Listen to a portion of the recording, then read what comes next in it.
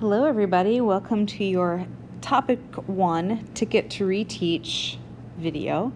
We're going to run through all these problems together, so just please take notes, make any side notes if you hear anything helpful, and we will make sure that this material we are understanding. So for items 1 and 2, identify the following information for the function of each graph. So domain is your input values, it is the x values. Here's our graph. It's going to continue forever up but also out. This is going to continue forever up and out.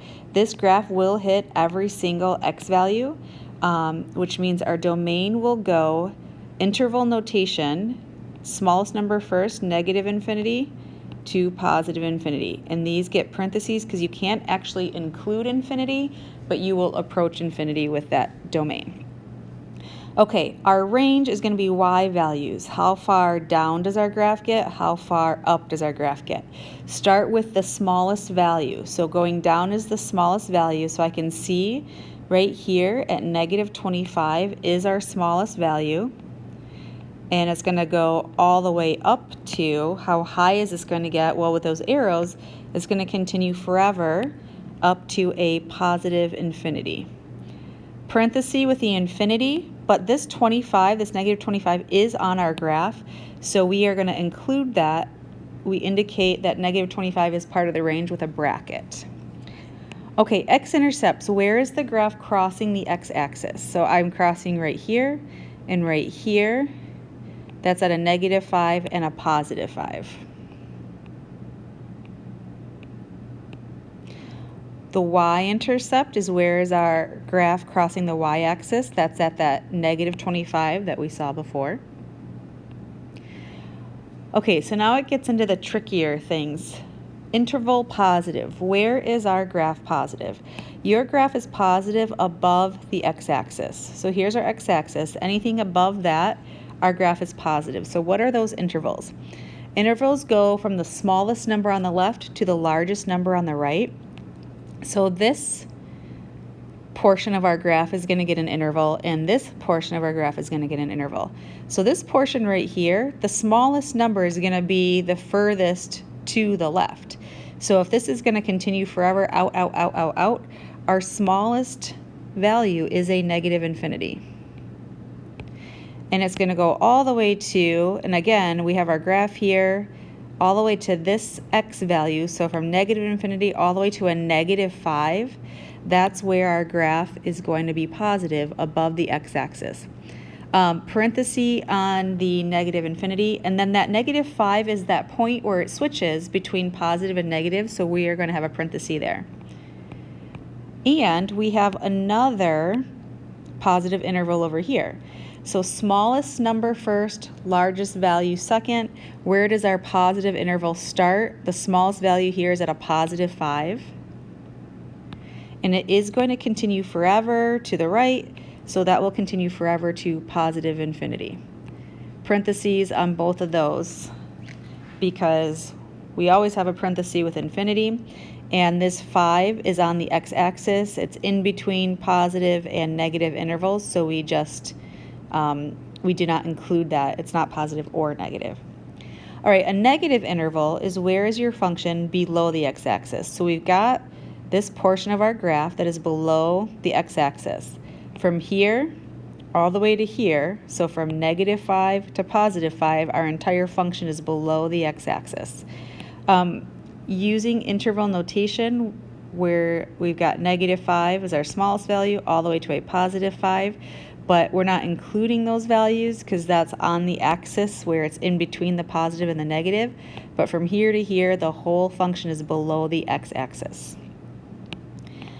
All right, where is our interval increasing and decreasing? So increasing is going to look like that. Decreasing is going to look like that. So we're increasing, right here is our point where it changes. We're increasing. There's an increase right there. So what is the interval notation for that? Well, it starts at the x value of 0, and everything to the right, we are going to increase that whole way. So our increasing interval starts at 0 and goes to positive infinity. And again, that 0 is when it switches between increasing and decreasing. So we're going to have parentheses not including those. The decreasing, we have a decreasing interval over on this side. It's decreasing.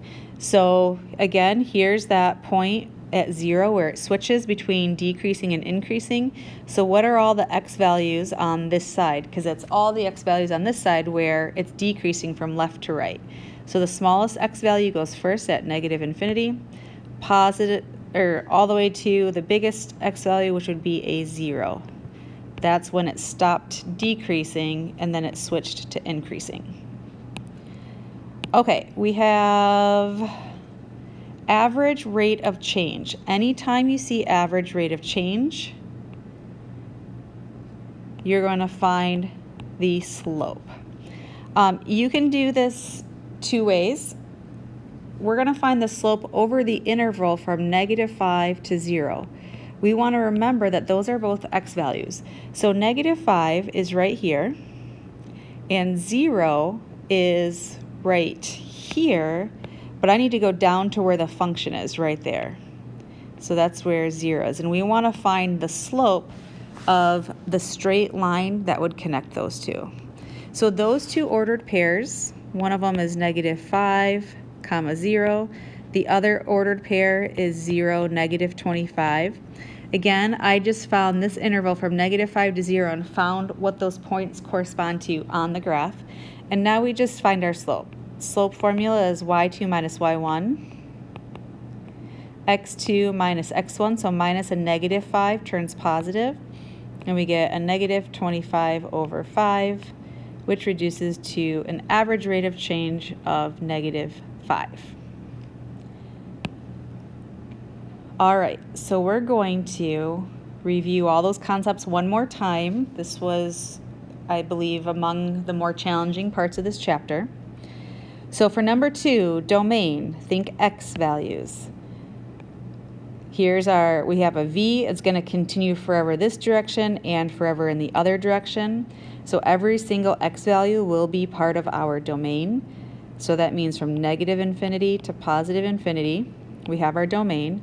Our range is the y values. What's the smallest y value? Well, our graph goes all the way down to here. That y value is a 3, and it's going to continue forever going up. So our range starts at 3, the smallest value, and it's going to go all the way to +infinity. Parenthesis with +infinity, that 3 right here is part of our graph, so we're going to include that in the range, so we do a bracket on the 3. All right, X-intercepts, where is our v crossing the x-axis? It's not, so we are going to say there are none. No X-intercepts. All right, Y-intercept, where are we crossing the y-axis? Up there at a +7. All right, interval where our function is positive. Remember, positive means above the x-axis. Well, the whole thing is above the x-axis.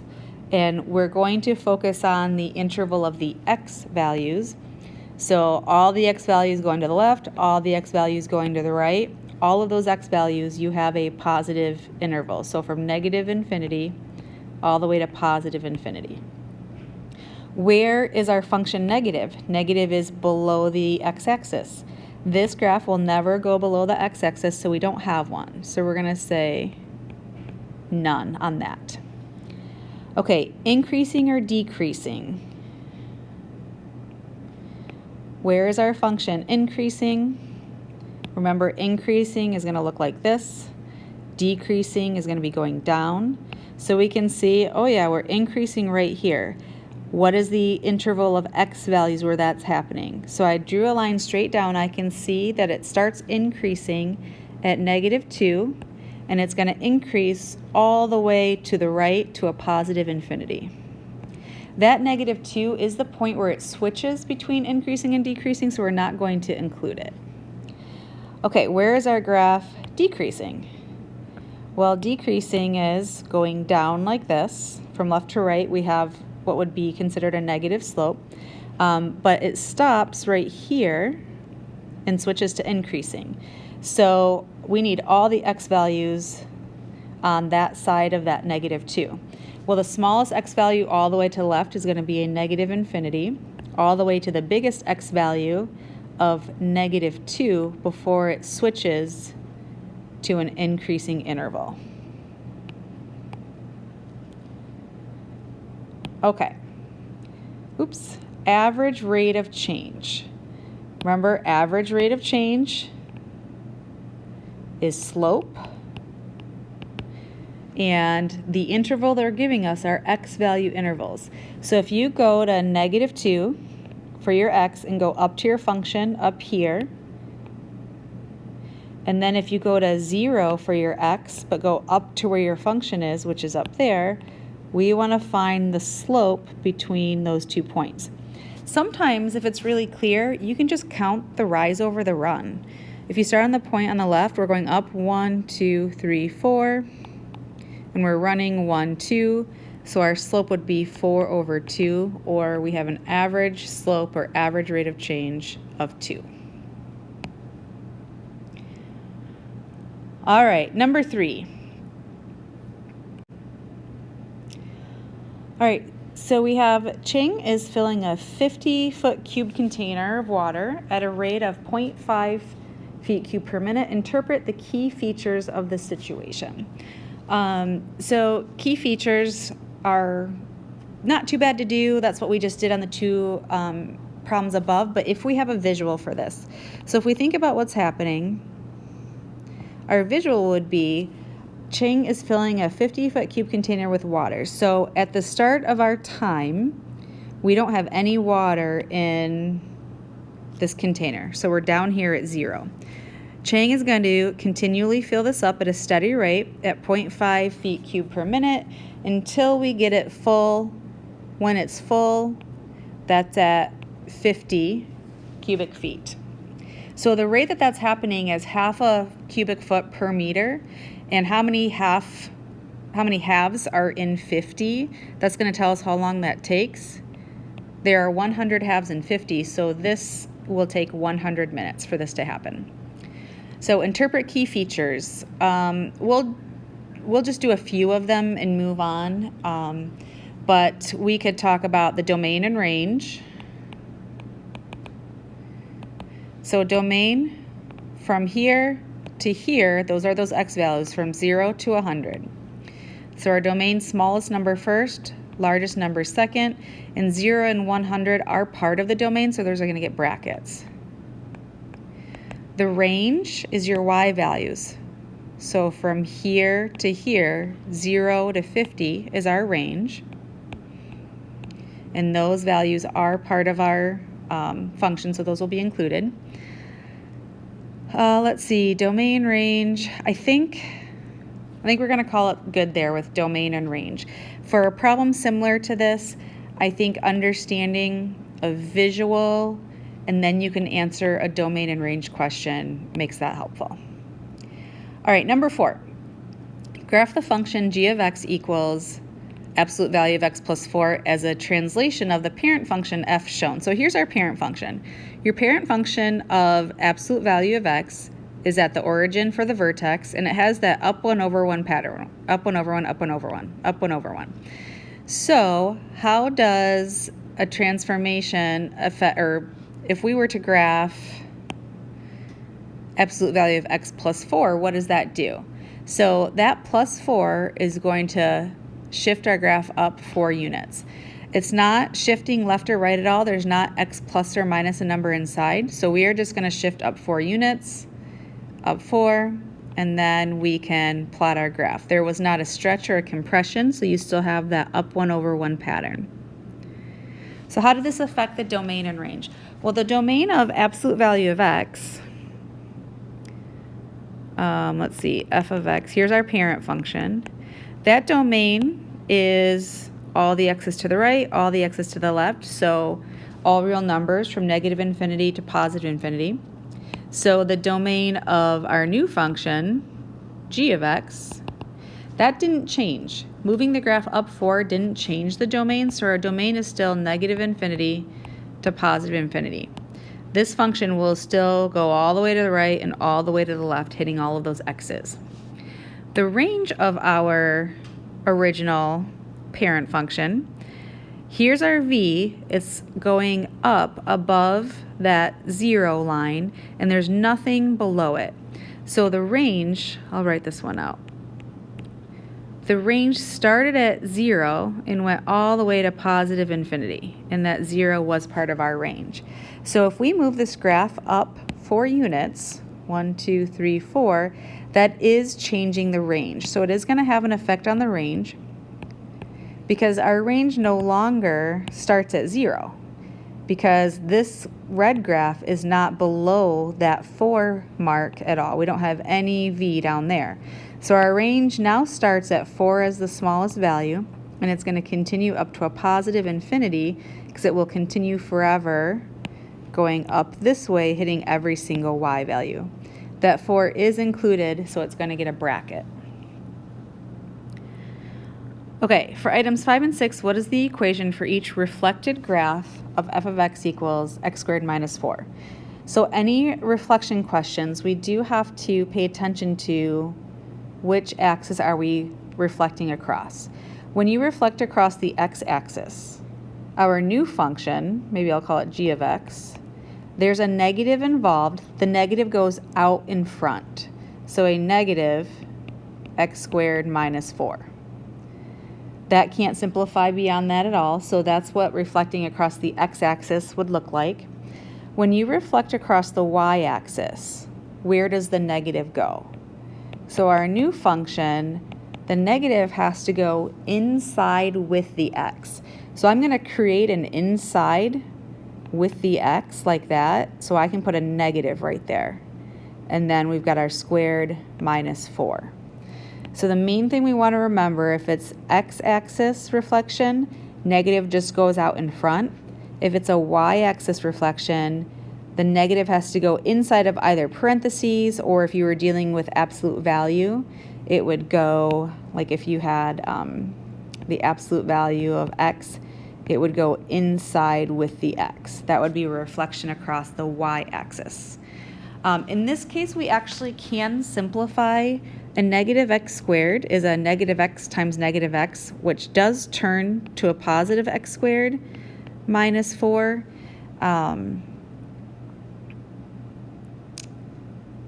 so that would be our reflected graph right there. Okay, I do need to clarify one thing. With the reflecting across the x-axis, the negative that goes out in front, I apologize for not doing this. You do have to put it in front of the function.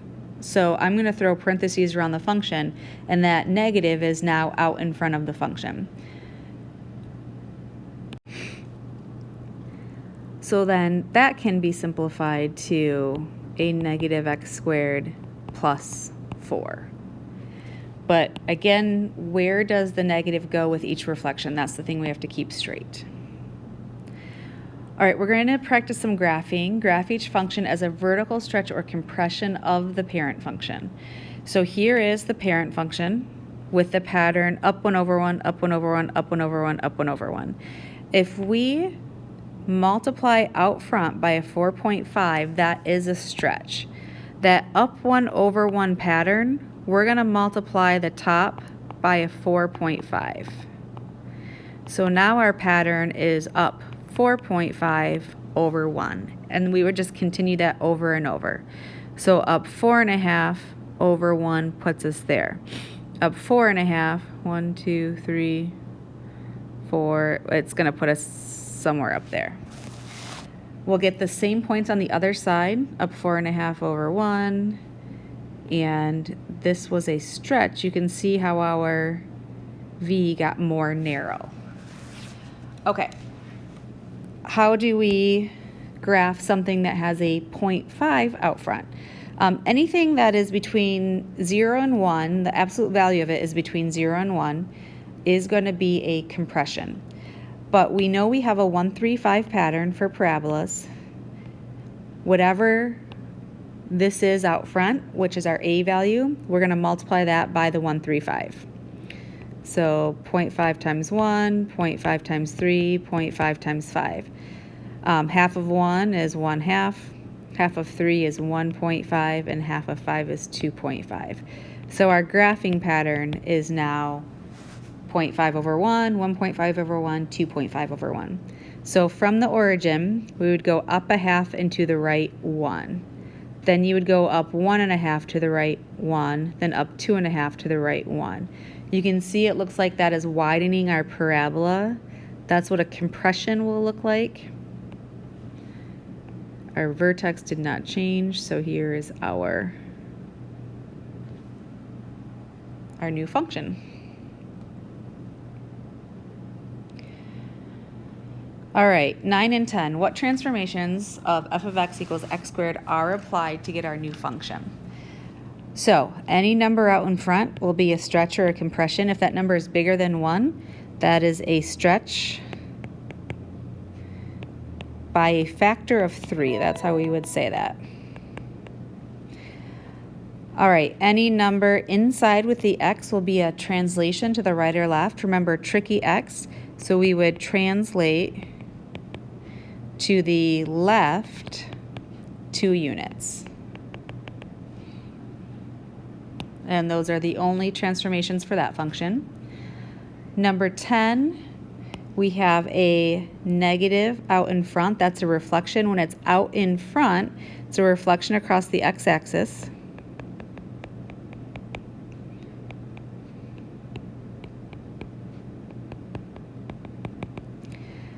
X minus 5 is going to be a translation to the right, tricky x. So we're going to translate to the right 5 units. This plus 1, we're going to translate up or down with that. That positive 1 means we are going to translate up 1 unit.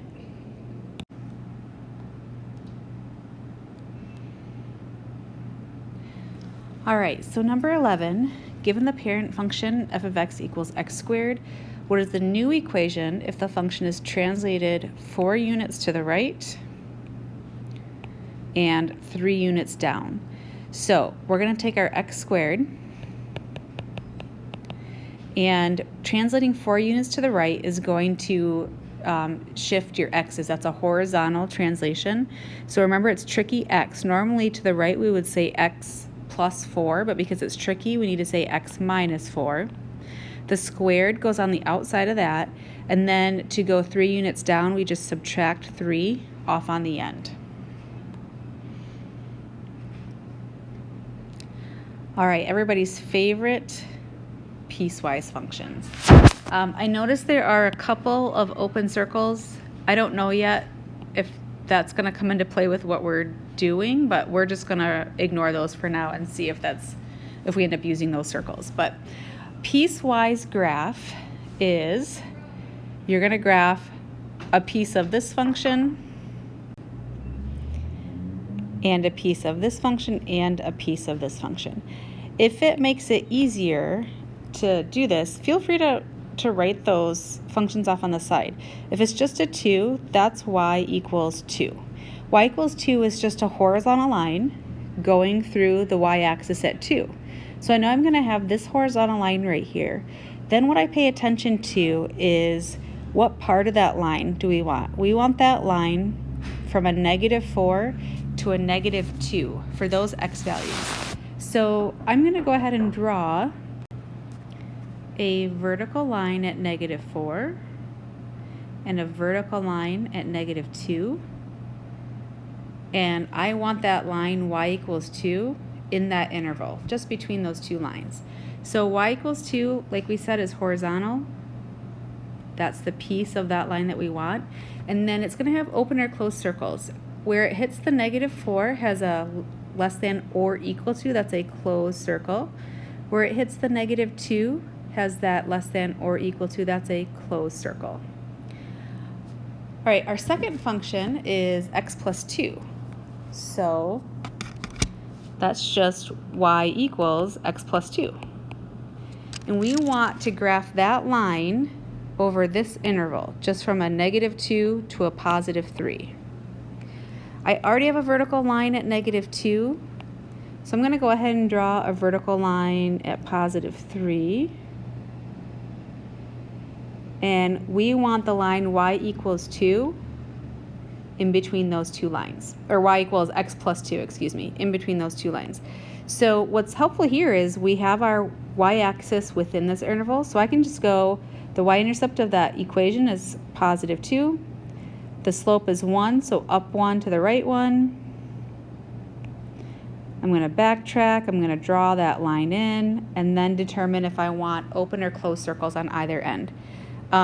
It says negative 2 is less than x, so that will be an open circle. Now I see why they gave us that open circle there. X is less than 3, that is another open circle where it hits the 3. And there's the piece of that line. All right, our last function is y equals negative 3x plus 12. And we want to graph that line just between 3 and 5. We already have our line at 3, so we're going to go ahead and create a line at 5. Now here's where this gets challenging because my y-intercept is 12, my y-axis is over here in this other interval, and 12 is way off my graph. If I can figure out where to start my line, so where this x is a 3 is this vertical line right here. If I can find the y value that goes with that 3 from this line, then I've got a starting point, and because we know the slope is negative 3, we can get the rest of the line from that. So I'm just going to plug in a positive 3 to the function. Y equals negative 3 times 3 plus 12. Negative 9 plus 12 is positive 3. So I know this ordered pair 3, 3 is on this line that I have to graph. So I'm going to go over 3, up 3. I'll plot the point. I'll come back to figure out if that will be an open or closed circle.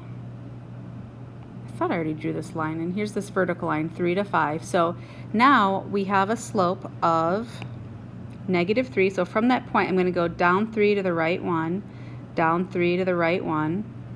Here's our line in this interval from 3 to 5, and I can see 3 is less than or equal to, so that's going to be a closed circle to start the line.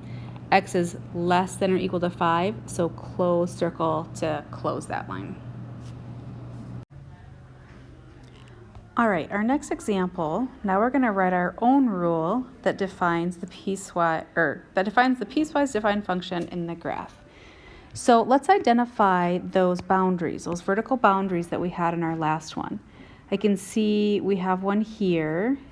That's where the end of one piece of a graph is and the next one starts. And I can see we have one here. So I'm going to need a function for that, or I'm going to need an equation for that function, an equation for that function. So f of x equals, I'm going to have two lines because there are two functions that we're going to write an equation for. So our first one is this one on the left, horizontal line. Anytime you have a horizontal line, it just has the equation y equals whatever that number is, wherever you're crossing the y-axis. Our y-axis is counting by 2's. We want to be aware of that. So it is crossing at 6. So in our piecewise function, 6 is our first function, but for what interval? What values of x do we have this line? Well, here's our cutoff. It's at a 0 for the x, and it's everything to the left. Everything to the left is going to be less than.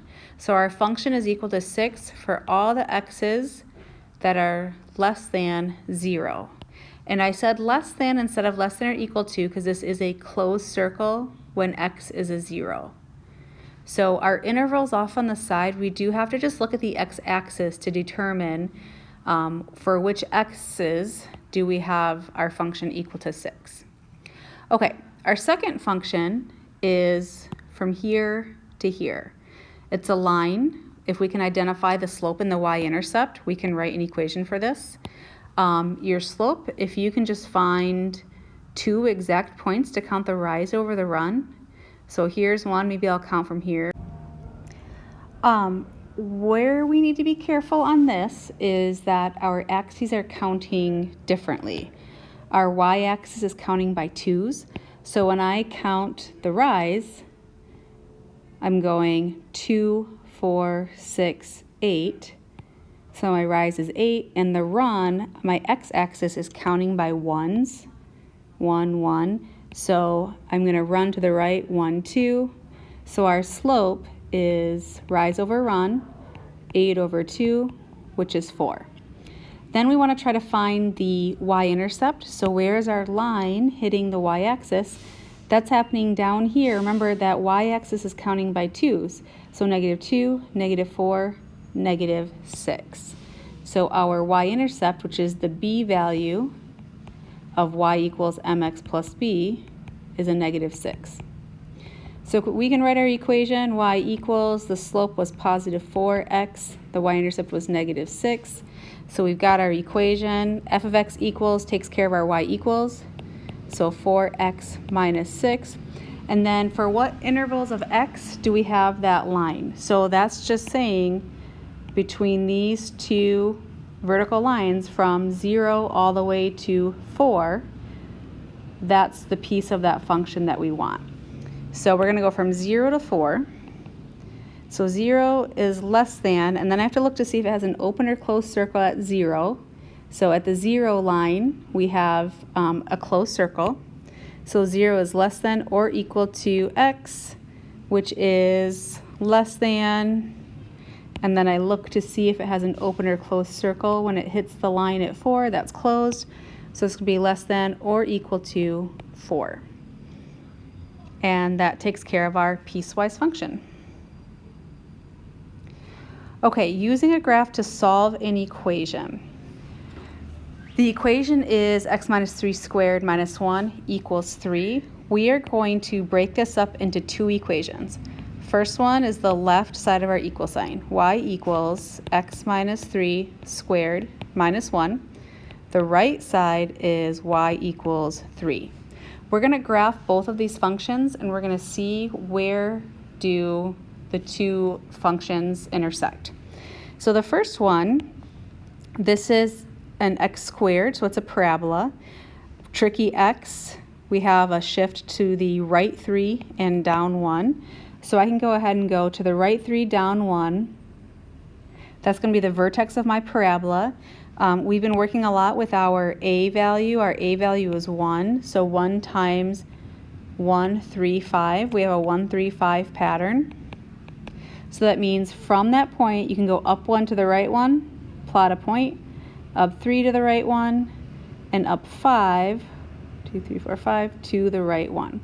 Let's get those same points on the other side. And we can go ahead and draw in our parabola. We also need to draw this second line, y equals 3. Anytime it's y equals a number, it's just a horizontal line that crosses the y-axis at 3. So here's our horizontal line. And then I'm looking for any intersection points. So what's kind of nice here is we have two intersection points, and they intersected at an exact point. I plotted those points while doing the 1, 3, 5 pattern, so I know those are exact values. Now, when we solve the equation, all we care about are the x values of those 2 points. So if I go to the point and go straight down to the x-axis, I can see that x is equal to a 1. Find the other intersection point, go straight down to the x-axis.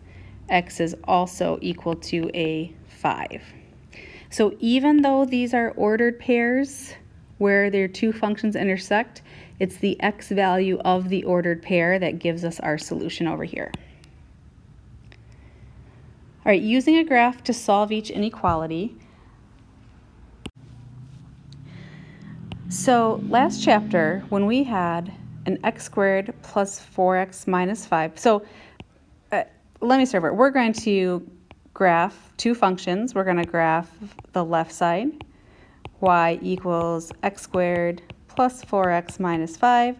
We're going to graph the right side, y equals 0, and we're going to see when is this function less than this function.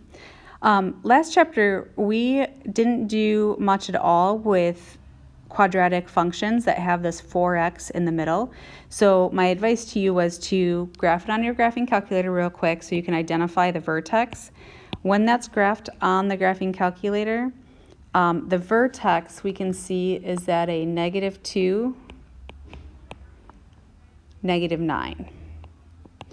Once you know where the vertex is, you can use your 1, 3, 5 pattern. Our A value is 1, so 1 times 1, 3, and 5 is just 1, 3, 5. So if we plot that point, -2, -9 is down here. Let's do our 1, 3, 5 pattern. So up 1 to the right 1, up 3 to the right 1, up 5 to the right 1. And then let's get the same points on the other side. We can sketch in our parabola right here. Our second function is y equals 0, so we can draw just that horizontal line at 0.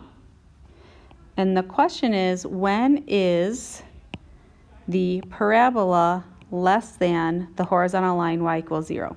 So what that looks like on a graph is, here's our horizontal line. Where is the parabola less than that? All of this down here. Here's where your parabola is less than. So it's this continuous part of the parabola, but again, because it's a solving for x type of problem, we only care about the x's. So from here to here, that's when the parabola is less than that horizontal line at 0. So from -5 is less than x is less than +1. Here's from -5 to 1.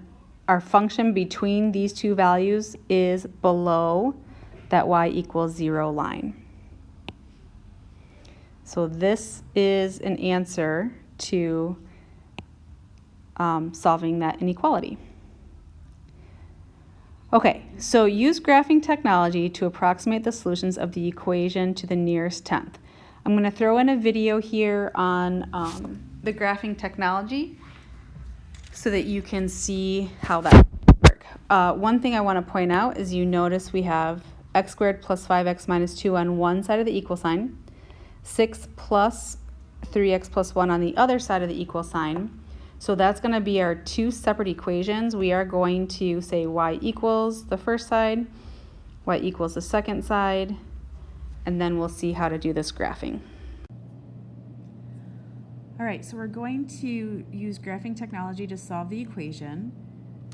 We go to our y equals and type in x squared plus 5x minus 2. Our second equation, 6 plus the absolute value. We hit math, we arrow over to number, hit absolute value of 3x plus 1. All right, I'm going to hit graph. We've got our parabola. We've got our absolute value. I can see that they're not crossing on my graph, so I need to zoom out. I'm going to hit zoom. Let's zoom out a little bit. I need a better picture of this. I'm going to move my cursor. Where do I want to zoom out from? Over here somewhere. Let's just zoom out and see if we can get a better picture of what's happening. Okay, now I can see there are two intersection points, so I want my calculator to calculate those intersection points. So above trace you have the calc, so we hit second calc. I want it to calculate the intersection, so I need option 5. Right now it's on the blue parabola. I always start on the left. I'm going to go to the left, and I estimate this is where they're intersecting. It puts my cursor on the red V, absolute value, so I'm going to estimate, I think that's where it's crossing. And then what is my guess for the intersection point? Right there, and I can see it's intersecting at -8.79. So I'll just round that to -8.8. Remember, your solution is the x value, not the y value of these intersection points. Okay, so I want to do that again, but with the other intersection point. So I'm going to ask my calculator to calculate this again. So I hit second calc. I want to find another intersection point, so option 5. I'm on the blue parabola. I'm going to go over to where that looks about where it's intersecting to me. It is putting the cursor on the red V, so where does it seem to be intersecting? Maybe about there. And what's my guess? My best guess is, I don't know, maybe right there. It's going to calculate and give me the intersection point at 2.12. So I will round that to the nearest tenth, 2.2. Again, it's the x value that is our solution, not the y value. All right, so let's move on to number 17 and 18, solving a system of equations in two variables. We did a lot of elimination with these during class, so I'm just going to stick with that. That'll probably be pretty familiar to you. With elimination, you want to make sure everything's lined up. So your x's are lined up, your y's are lined up, your equal sign also has to be lined up, and then we've got these numbers on the end. So we're ready to go. We're trying to see if anything will eliminate when the equations are added together. Right now, 4x plus negative x equals 3x did not eliminate. 3y plus y is 4y did not eliminate.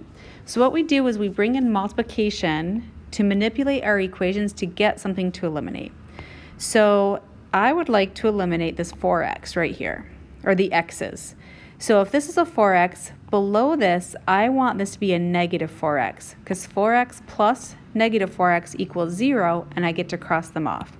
So to make that happen, I'm going to multiply the entire equation by a 4, because I can see that 4 times negative x will give me a negative 4x, which will cancel with our 4x on the top.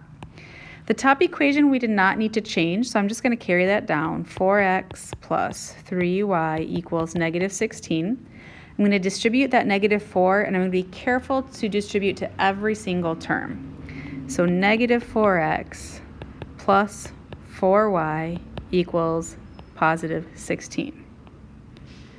All right, so now I'm going to add the two equations together. When I add the equations together, I want the x's to eliminate, so 4x plus negative 4x cancels. That equals 0. Then I have 3y plus 4y equals 7y. And then over here, this throws people off sometimes. Here's negative 16 plus 16. So, hey, they cancel. We'll cross them out. But I still have an equation down here. I need to write something on that side of the equal sign, so I'm going to put a 0 over there. Don't let that 0 throw you off. We still have a variable, which means there's still solving to do. We can go ahead and divide both sides by 7 to get the y alone. So our y value is equal to 0 divided by 7 is 0. So our solution is going to be an ordered pair. We just figured out that the y value, the second half of it, is a 0.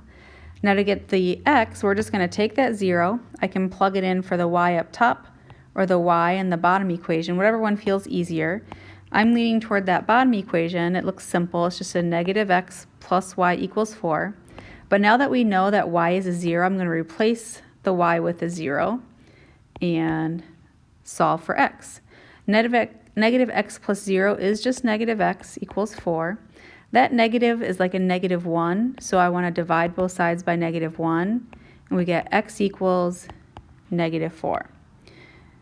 So we just found the x value of our equation, and we have solved our system of equation using a process called elimination. All right, number 18, same idea. Let's solve using elimination. If everything is lined up, our x's are lined up, our y's are lined up, and our equal sign is lined up. We want to get either the x's or the y's to eliminate. I'm leaning toward the y's right here. I can see I have a negative 4y up here. If this was a positive 4y down here, I could get that to eliminate.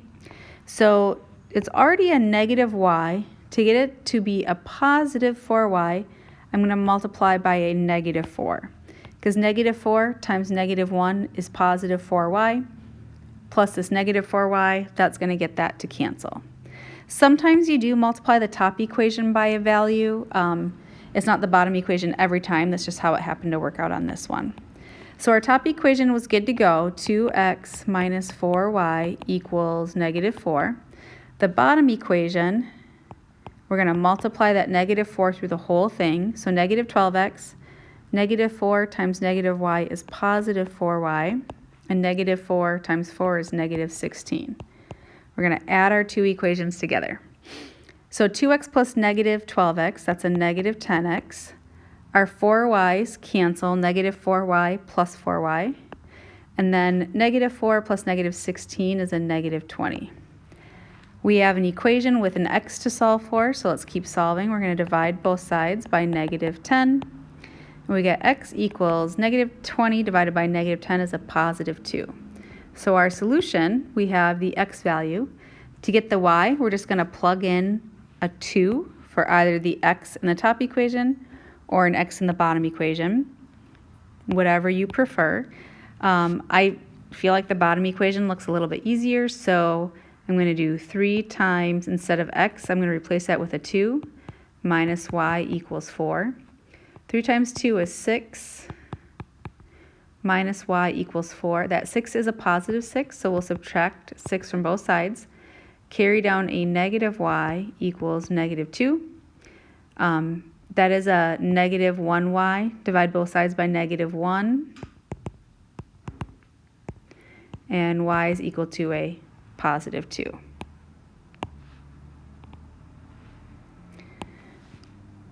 All right, moving on to the last page. Solve the system. This is a system of equations in 3 variables, which is why there are 3 equations. What we need to notice is that only one of the equations has all 3 variables, x, y, and z. The first equation is missing the z, the bottom equation is missing the y.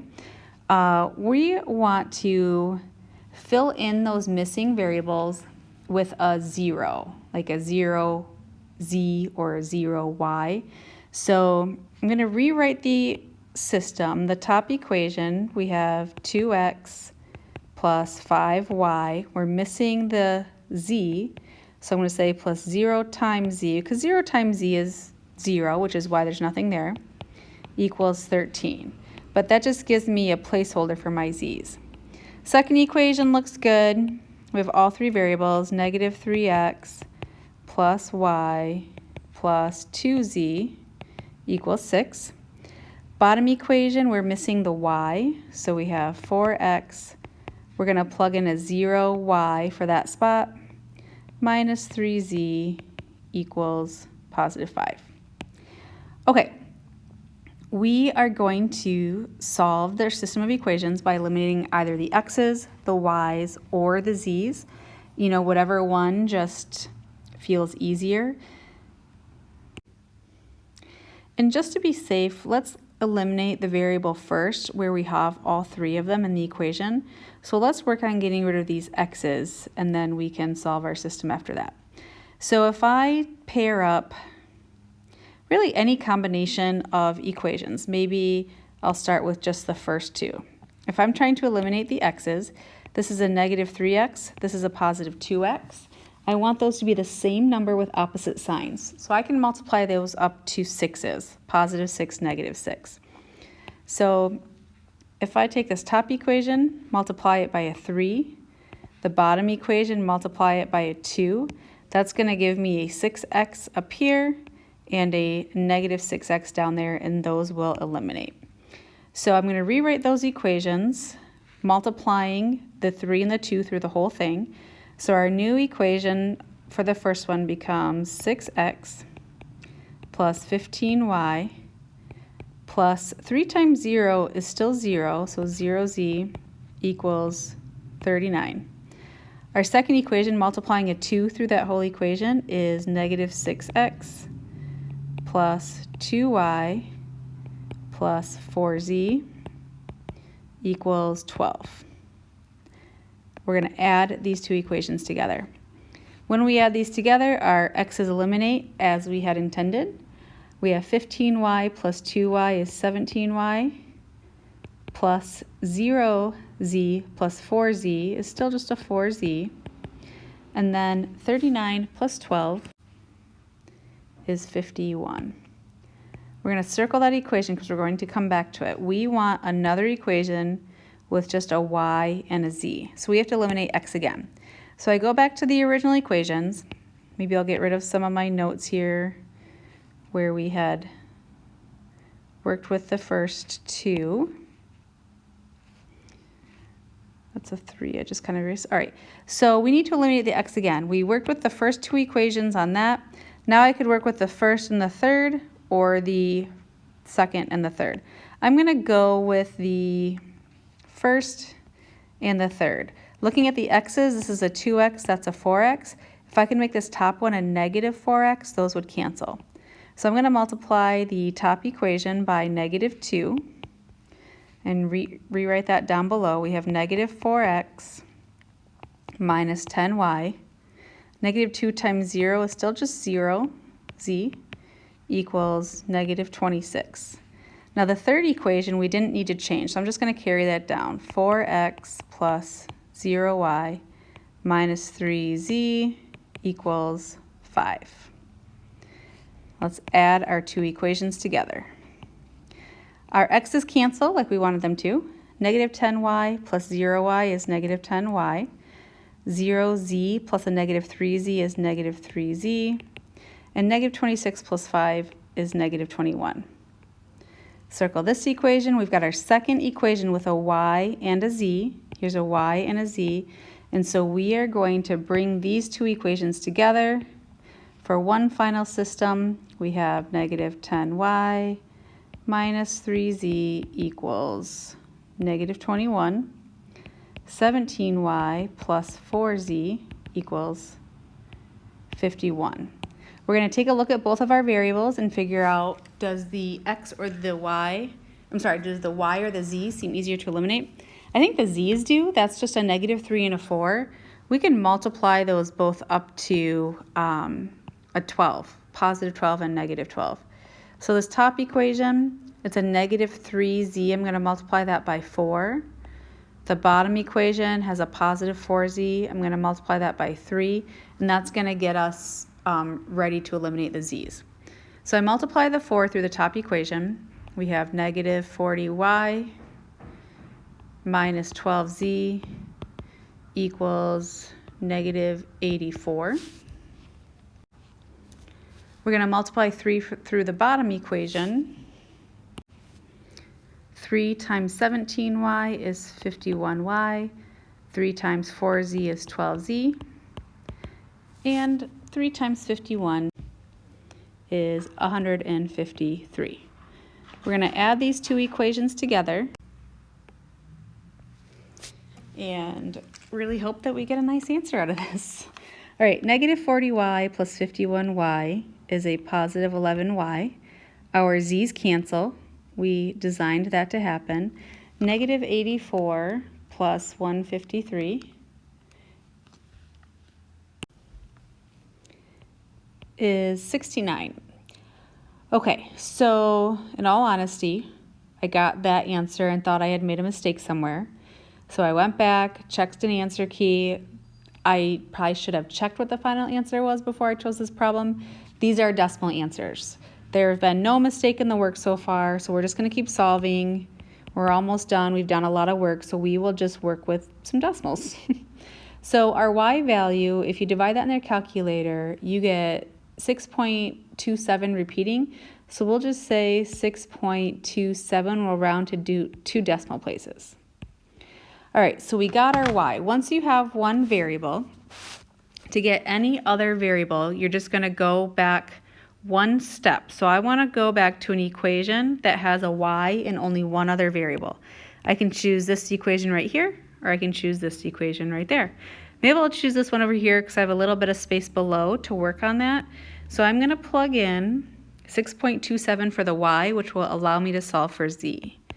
So negative 10 times 6.27 minus 3z equals 21. Let's figure out what negative 10 times 6.27 is. It's going to be a negative 62.7 minus 3z equals 21. We'll add 62.7 to both sides. Negative 3z equals